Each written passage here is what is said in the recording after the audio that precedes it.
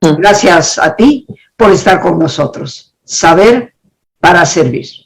Hoy es jueves de cultura, queridos amigos, y la cultura siempre es importante, porque al permanecer ignorantes cometemos muchos errores, repetimos historias que deberían dejarse de repetir.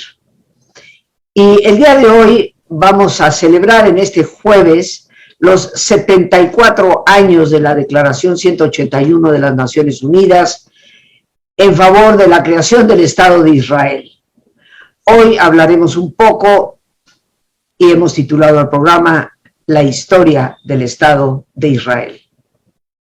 Nos acompaña una gran conocedora del tema, periodista Nadia Katán, a quien agradezco enormemente nos obsequie de su tiempo para hablar de esto. Y como le comenté, me gustaría brevemente recordarnos algo a ti y a mí. El Estado de Israel, Judea, fue prácticamente arrasado por los romanos en el año 70 por Tito, quien posteriormente se convirtió en emperador, hijo de Vespasiano.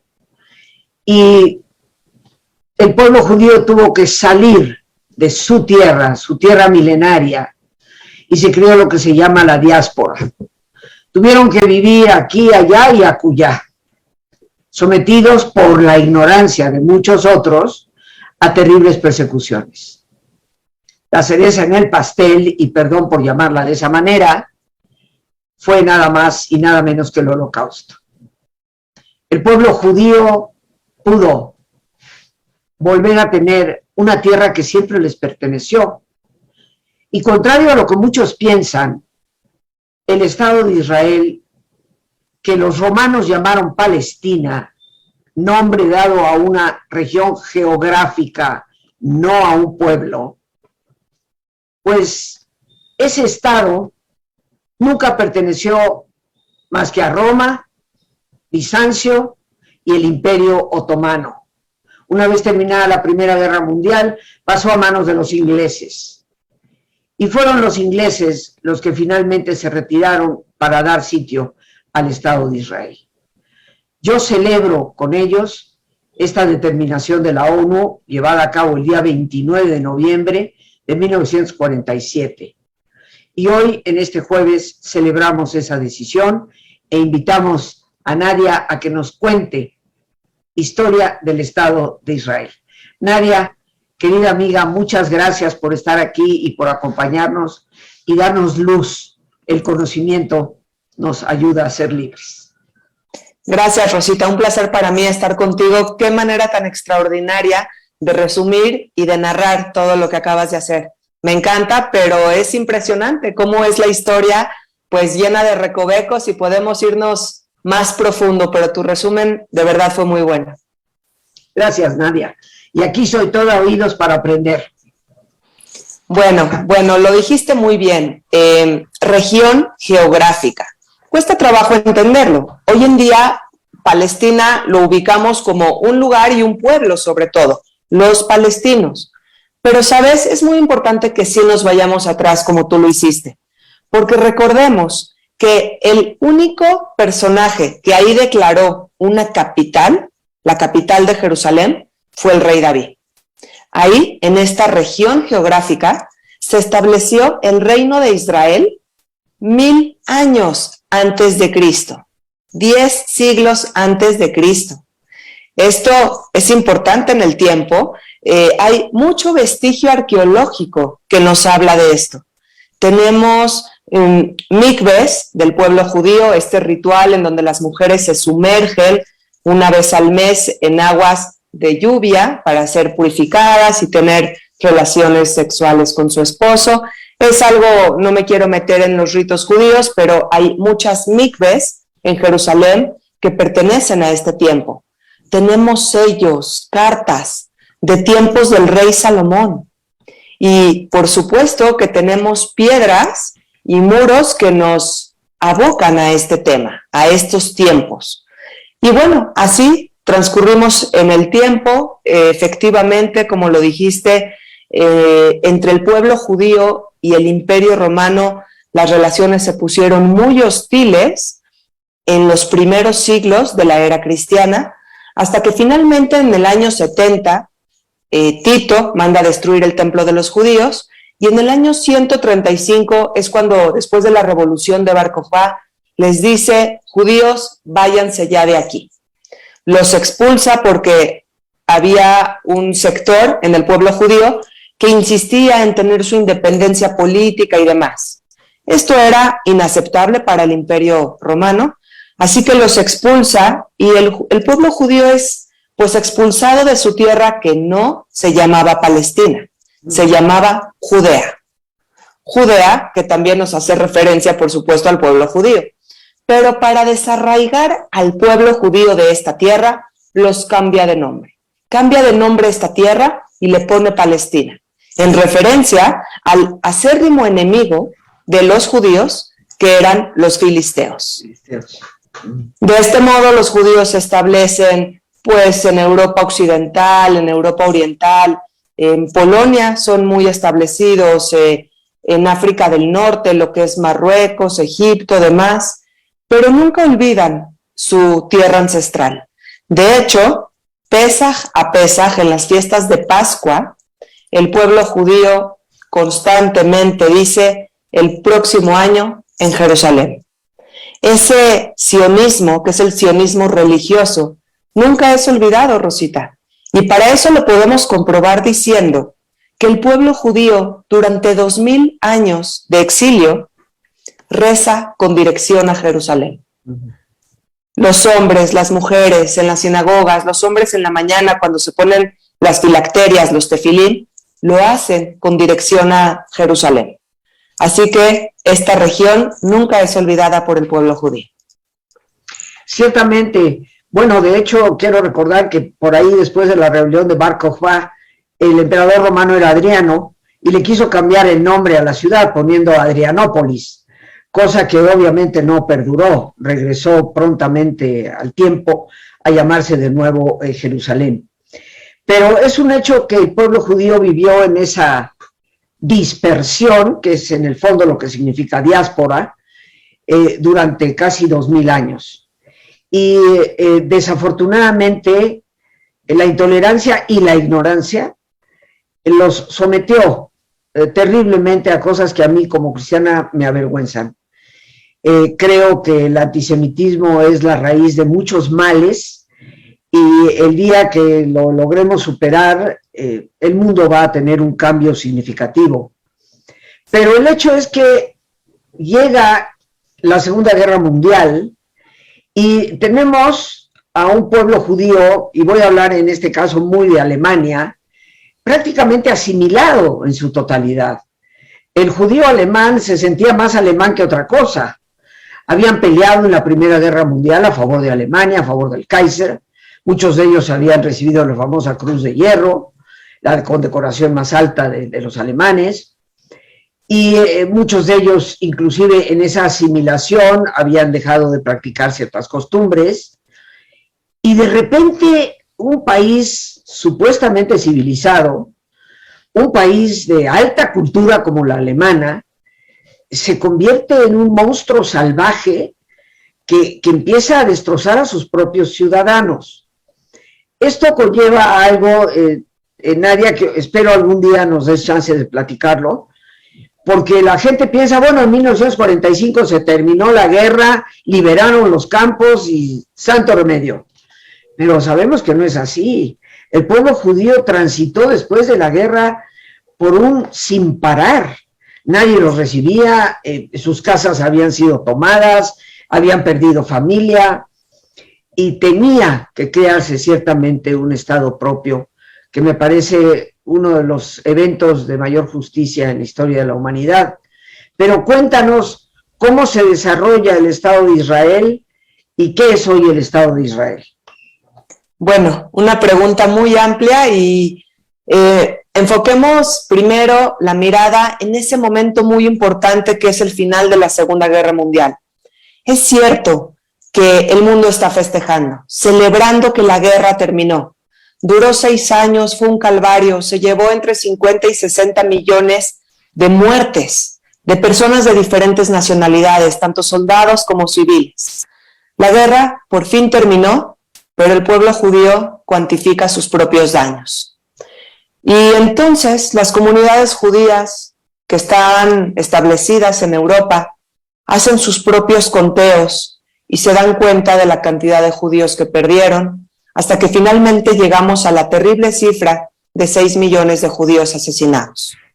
Es un hecho, el Tercer Reich, Hitler, luchaba, por un lado, una guerra contra los aliados, pero por otro lado, una guerra contra los judíos. Y eso lo podemos comprobar en esa última parte de la guerra, en donde en vez de dirigir los esfuerzos a la guerra para tratar de protegerse, de proteger sus fronteras, Hitler aún continúa ensimismado en enviar judíos a la muerte. Ese es el caso, por ejemplo, del medio millón de judíos húngaros que fueron enviados a la muerte en 1944 a las cámaras de gas en Auschwitz. Así que sí, en 1945 tenemos 6 millones de judíos asesinados, pero también tenemos sobrevivientes de este genocidio. El genocidio, que hay que decirlo así, es el genocidio más documentado en la historia. ¿Por quiénes? Por sus propios perpetradores. Así que negar que esto sucedió es una demostración de ignorancia total, porque los mismos perpetradores lo documentaron y lo aceptaron en los póstumos juicios de Nuremberg, en los posteriores, perdón.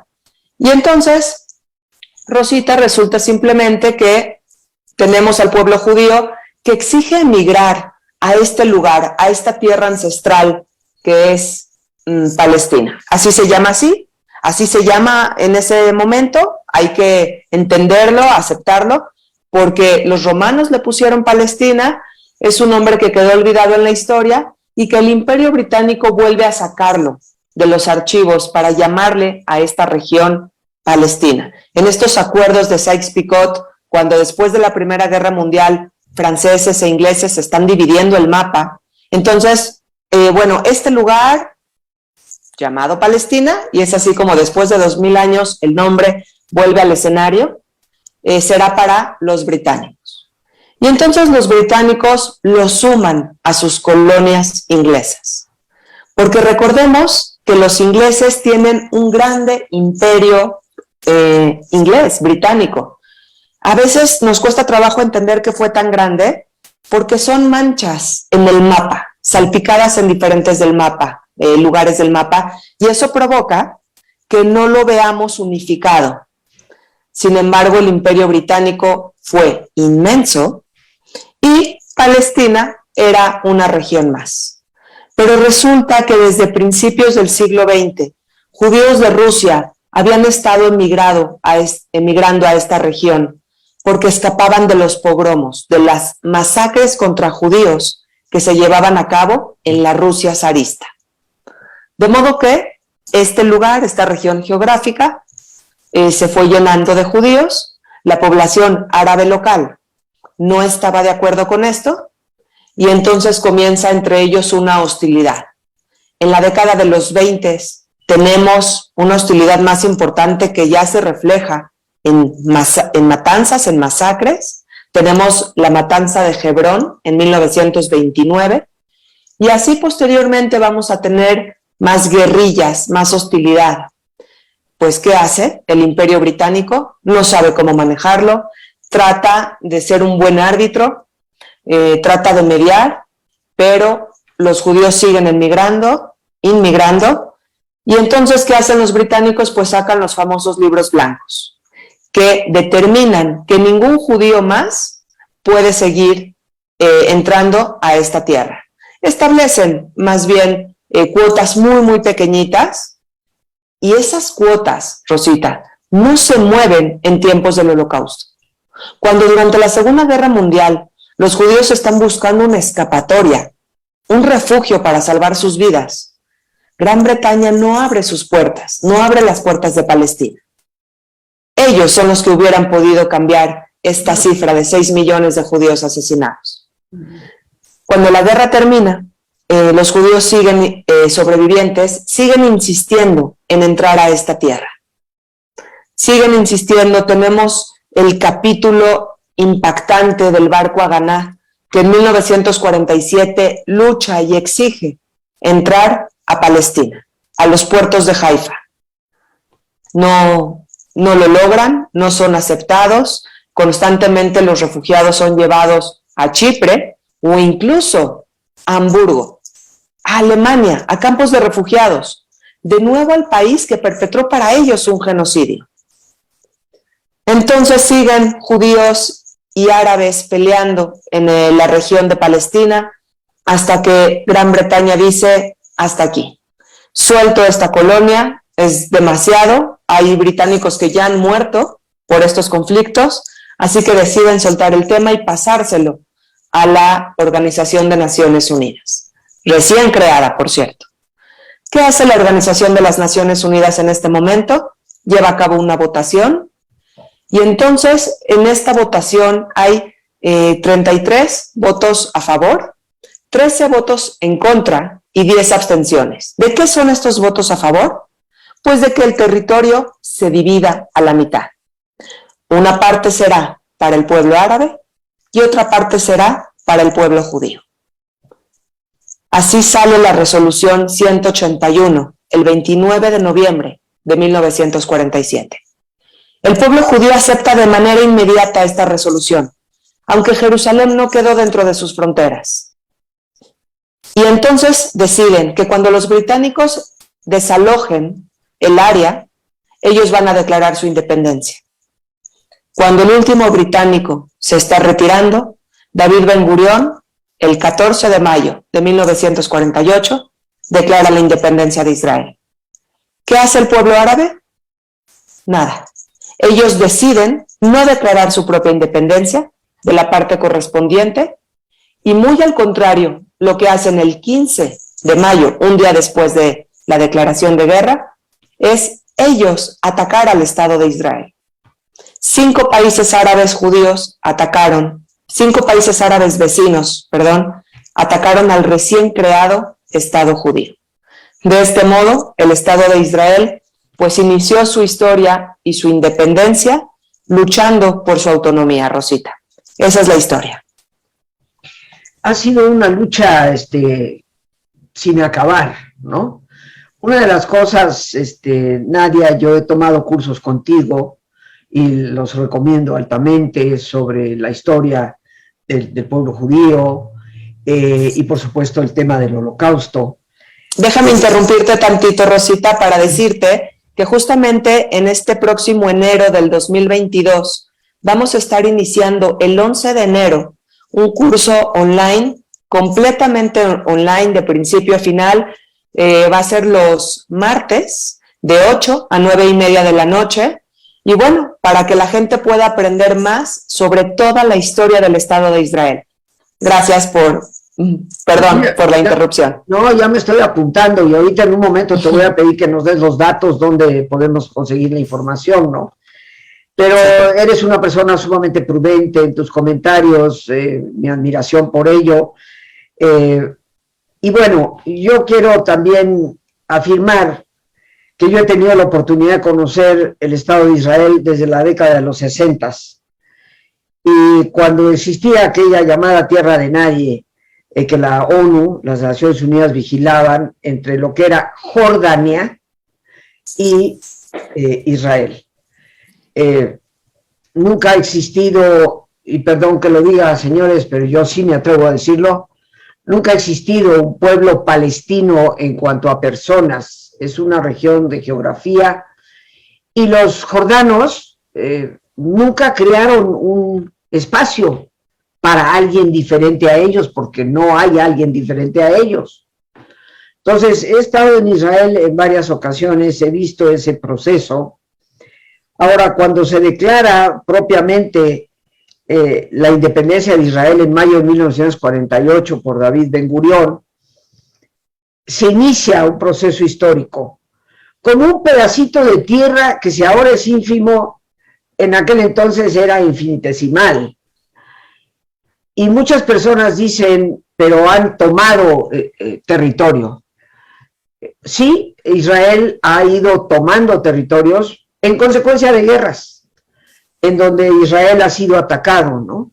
Y en algún programa me gustaría que habláramos de las guerras, de los 6 días, de Yom Kippur, el constante ataque de los países árabes, que bueno, pues salieron perdiendo, ¿no? Si a alguien le pertenece Jerusalén, queridos amigos, es a los judíos. Ni cristianos ni musulmanes podemos reclamar la ciudad de Jerusalén. Es por esencia una ciudad judía, de la cual venimos los cristianos, independientemente de todo. Regresamos, queridos amigos, con nuestra invitada Nadia Kattan, hablando de la historia del Estado de Israel, a través de esa declaración de la ONU en 1947, justo el 29 de noviembre. Hoy nos hemos adelantado a la celebración, 74 años de esa declaración, y del Estado de Israel como Estado independiente a partir de 1948. Antes de cerrar el tema, mi querida Nadia, me gustaría que nos dieras los datos, dónde podemos contactarte. A mí me apasiona la historia y yo estaré presente en ese curso que inicias el día 11 de enero, así que dinos para que todas las personas que nos escuchan puedan tener la información. Bueno, si Lorena también nos ayuda a poner aquí abajo cómo se escribe, es www.nadiakattan.com. En esta página de internet ustedes van a poder ver los 3 cursos que yo imparto. Uno es sobre la historia del antisemitismo, que va desde la época bíblica hasta el siglo XX. El curso número 2 es únicamente sobre la historia del Holocausto y la Segunda Guerra Mundial. Y el curso número 3 es sobre la historia del Estado de Israel, desde el sionismo político y su inicio con Teodoro Herzl hasta hoy en día, los partidos políticos que existen hoy y pues toda la actualidad. Estos 3 cursos los pueden encontrar en esta página, en donde ahí tienen que apretar un botoncito que dice mandar mensaje o mandar WhatsApp. Ahí vamos a estar ya conectados de manera inmediata, vía WhatsApp, que es una vía de comunicación mucho más directa, y que yo les puedo siempre dar por ahí información de los próximos cursos. En esta ocasión, Rosita, el próximo curso es de la historia del Holocausto, que inicia el 10 de enero del año 2022, y el curso de la historia de Israel, que inicia el 11 de enero del mismo año, 2022. Y estamos con un horario de 8 a 9:30 de la noche, hora de Ciudad de México. Quien viva en otro país, pues solamente tendrá que hacer los ajustes. Tiene un precio accesible, sí. Y los invito a todos a participar. Realmente habemos personas que sentimos una pasión por esta historia. Bueno, pues disfruten estas clases, es realmente un recorrido por la historia. Bueno, yo soy testigo de tus clases porque las he tomado y me encanta tu manera de enseñar, tus láminas, todo exactamente documentado, y eso es maravilloso.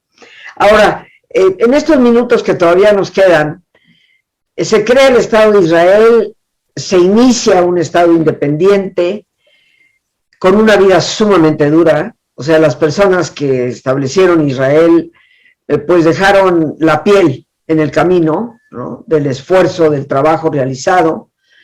Hoy en día, mi querida Nadia, Israel es un país que yo visito cada 2 años, invitada por una organización israelita, judía, a impartir talleres y cursos, ¿no? Desde 1983 empecé a trabajar en Israel. Entonces, conozco ese ambiente, la calidez de las personas.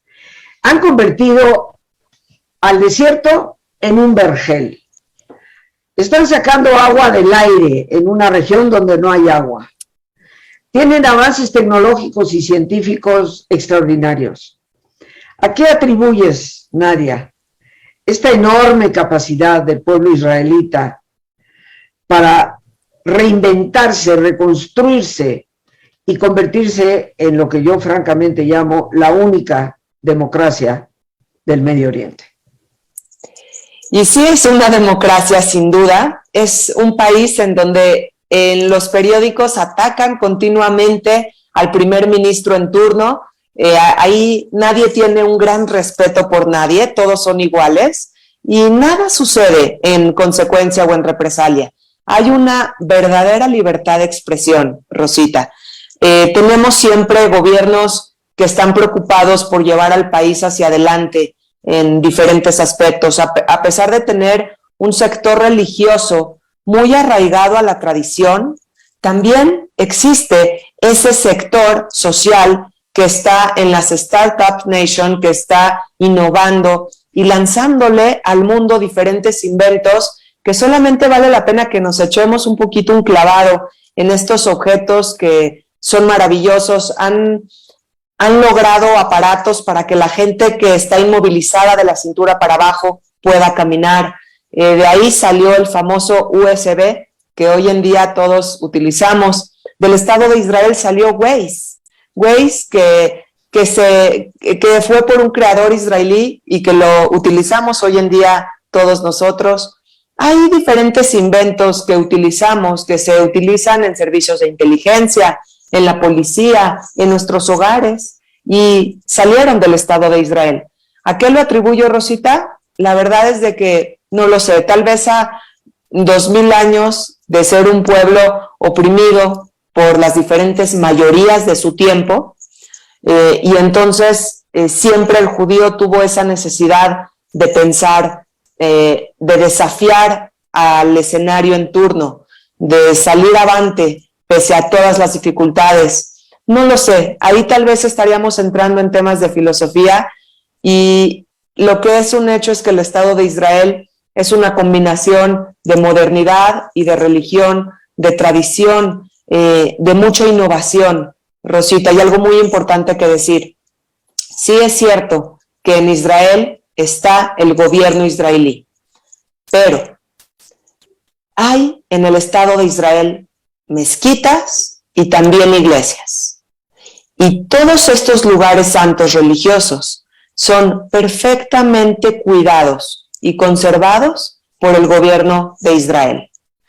Hay toda una infraestructura para recibir peregrinaciones, tanto cristianas que van a visitar los lugares cristianos, como peregrinaciones musulmanas que pueden ir a Al-Aqsa a visitar.